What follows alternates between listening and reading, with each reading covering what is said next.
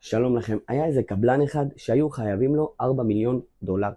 טוב, התקשר לבן אדם, תקשיב, מה עם הכסף? אמר לו, תקשיב, אתה יכול לשכוח מהכסף, לא מבסוט על העבודה שלך, אין כסף. אומר לו, מה אין כסף? אתה יודע במה מדובר? אומר לו, יודע, אין כסף. טוב, הוא חושב לעצמו, אולי שוק אפור, אולי משפטים, אולי פה, אולי שם. פתאום קפץ לו השיעור של הרב, שאומר שאבא שאוהב לא עושה כואב, ואם עושה לך כואב מוציא את הדלקת, והוא מנסה להמתיק לך את הדינים, ואבא שלך אוהב אותך. הוא אמר, יודע מה?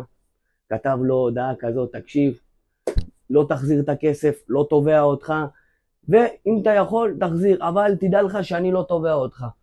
טוב, אחרי 4 חודשים הוא מתקשר אליו, תקשיב, אני מעביר לך את הכסף. ובאמת העביר לו את כל הכסף. ומהסיפור הזה אפשר לדעת שאם הוא היה באמת מתעקש איתו, אז בשוק האפור היה מפסיד 20%, ומשפטים, הוא, אתה יודע, עורך דין, בלגן, הוא היה גם מפסיד כסף. והנחת שהוא קיבל את זה והמתיק לו את הדינים, זה מה שהחזיר לו את הכסף בחזרה.